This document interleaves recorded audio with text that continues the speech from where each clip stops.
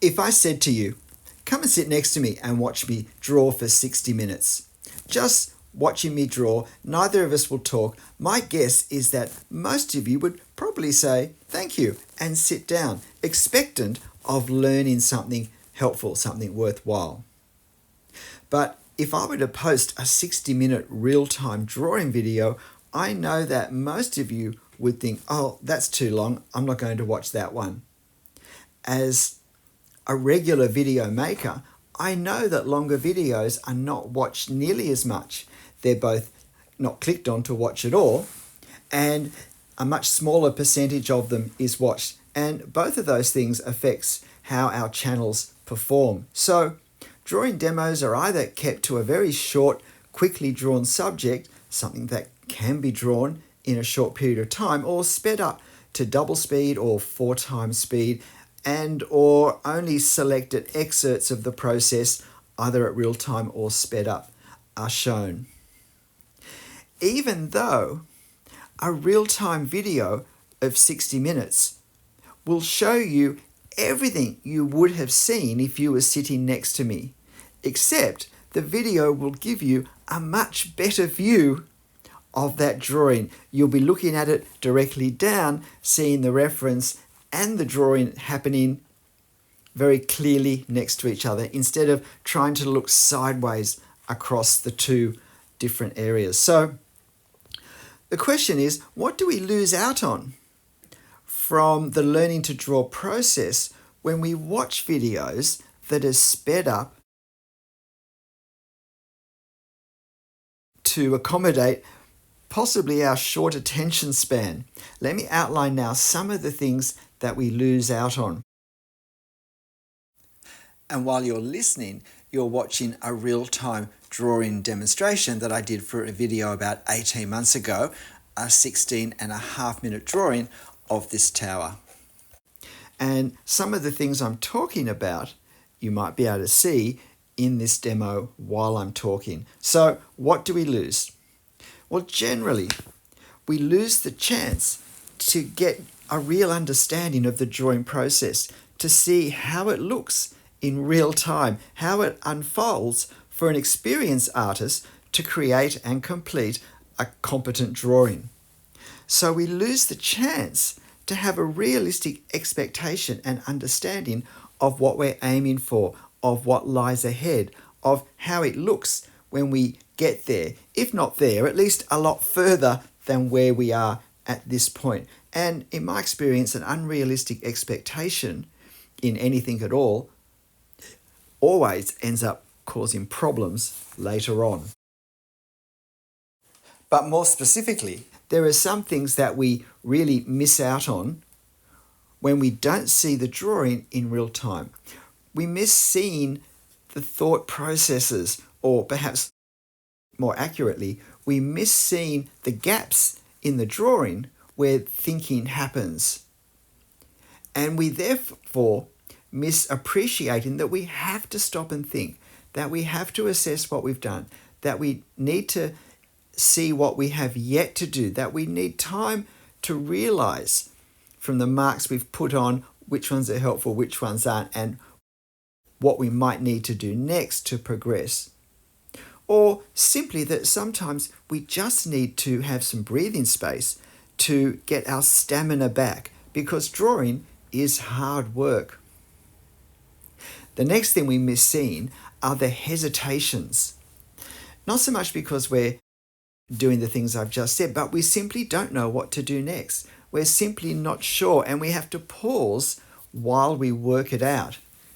One of the big problems I see when I see other people draw is that it's go, go, go, go, go from start to finish.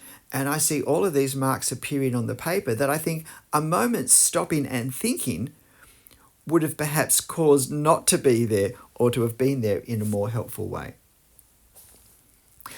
We also miss seeing corrections where the artist has realized that they weren't happy with this or that, and they've corrected it in some way. Can I see the problem that the artist saw? Would I have accepted it, or would I have corrected it in the same way? This is a very important part, dealing with what we're not happy with. But when it all happens so quickly at 4 times normal speed, we don't have time to even register this line was unhelpful, let alone see the pause where the artist has thought, oh no, that's not quite right. And then another pause working out, will I leave it or do something? And then if something is done, appreciating that, okay, this is actually a correction rather than a continuation of what was done earlier. We miss all of that. When we see a video sped up, we miss seeing the unfolding strategy, the balance between establishing the big picture and adding details at different stages. We miss seeing marks appear to create effects. They just happen so quickly, we end up seeing the effect they create rather than the process of individual marks going on the paper. We might as well just looked at the finished drawing to see the overall effect when it's sped up too much. We get this generalized all the marks together.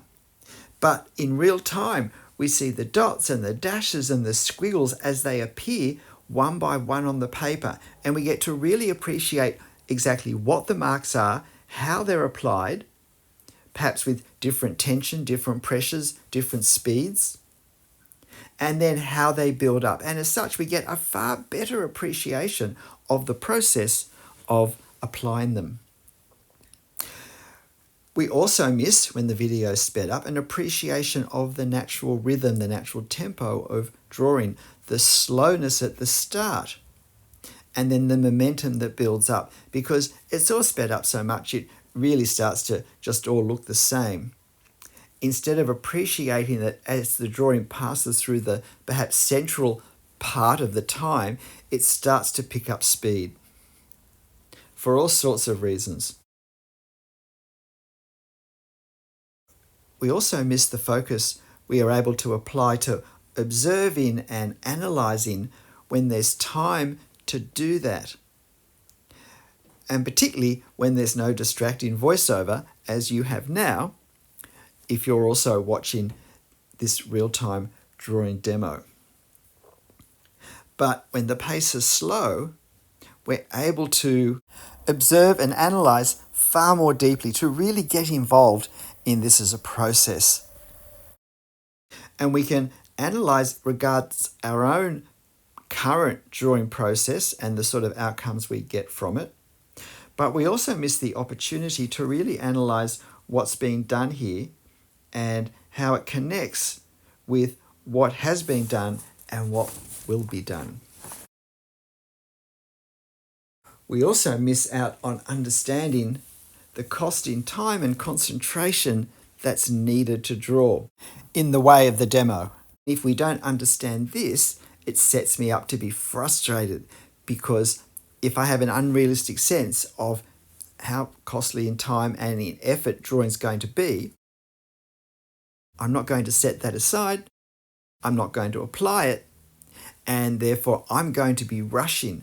Watching lots of highly sped up videos can actually give me an unrealistic view of the speed and set me up to be drawing faster than I can control.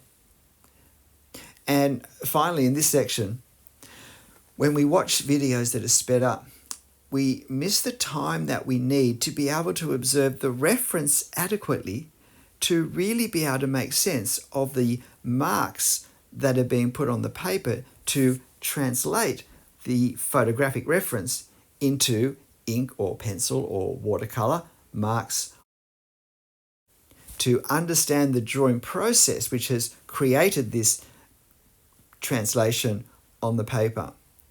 When it's all so quick, we can't make that connection between the marks and the reference on what we're trying to create from what we see, because we don't have time to see both and to look back and forth. Because it's all happening so quickly, we haven't even got time even to look at the marks being made properly, let alone to see, if you like, the original language, so that we can properly understand this translation process. So we miss all those things when the drawing is not being done, or we're not seeing it in real time in the video. We learn so much by observing in life in general. It's how we learn as kids, but even as adults. You want to learn a skill, hang around someone who's doing that skill already. But this hanging around and observing is always in real time. Because, well, that's most of the time, for most of us, how life unfolds in real time. And we need that time to really observe properly and to absorb and then start to practice and try ourselves. You can watch a video of me drawing at 4 times my drawing speed, but how much can you really learn? I can't draw that fast. So that speed doesn't actually demo what I can do. You can't learn from me how to do what you're seeing if I can't do that myself, really. Can you see the problem here? But I know that no one's going to watch a 60-minute drawing video, let alone a 90-minute drawing video. So if I'm not going to speed up a video, then I need to limit my subjects to things that I can draw in 14 to 18 minutes. And that's a pretty big limitation to have. It also means I can't do complex subjects, and I probably can't draw larger drawings or ones with too many details. Now, why is it like this? We seem to have developed an underlying impatience for what we want to do. A demanding, impatient cultural mindset, at least at times. So much in life is now possible to have with a speed that we couldn't have dreamt about a few decades ago. We might just start to think that everything can be got quickly and easily if I can just find the right way, the right trick, the right tip, the right hack, the right shortcut. There's a reason videos have these words in their thumbnails, because people respond to them. Everyone seems to want to go straight to the head of the queue in everything they do. I don't want to learn to draw. I want to be able to draw. And to get the kudos, the satisfaction, perhaps the money, the recognition, the opportunities that I think that will bring me. So how can I just jump ahead to that point? I don't want to fuss with all of this learning stuff. I'm always a little saddened when I get comments to my videos where I'm explaining my understanding of the drawing process, because that is the gold mine that guides and directs and creates every mark I put on the paper. I get comments that criticize that there's too much blah, blah, blah, and couldn't I just summarize this into bullet points that would take 3 minutes to read? Now, I'm not saddened because of my ego, but I'm saddened by the lack of understanding of what it means to learn and how this is happening. As I say over and over again, it's not about learning a technique to put on the paper a certain way. It's knowing what marks will create the effect I want, where to put them, what order to put them in, how to put them on the paper. It's the why of the understanding of the drawing process that guides me in everything, which is the key to everything. But people seem to feel that anything that's not directly contributing to the finished drawing is just blah, blah, blah and a waste of time. Actually, it's the place where everything comes from, at least for my drawings. So if you, in any respect, would like to draw like me and have drawings look the way my drawings look, the key is to understand what I'm doing when I'm drawing the way I do, because that makes the actual drawing relatively easy. The techniques aren't that hard to learn. It's knowing what to do, how, when, where, why. That's the hard thing. When we watch real-time drawing videos, we have time to absorb so much more and work things out for ourselves and come to really take it in deeply. And it's those deep places that we can then draw on when we use what we've seen in our own drawings. And please hit the like button for me if you've found these ramblings interesting or hopefully even helpful in some way. I have just started a playlist on real-time drawing videos with no voiceover. And I think these actually, while they obviously require a greater time commitment, are an incredible opportunity to learn drawing. So please check out that playlist. I'll put the link to it on the end screen. G'day, I'm Stephen Travers. Look, I dare say it's actually been creating these real-time videos that has got me thinking. Watching me draw as an observer in real time has really helped me understand the benefit of this sort of video. So I really hope you give it a go and just see whether you feel it gives a depth to your understanding of the drawing process, but particularly of your drawing process, and helps to guide you more directly for where you want to go. But look, whatever you watch, however you draw, make sure you have fun. And I'll just leave you to watch these last minute or two of the drawing in peace. I'll see you next time. Bye.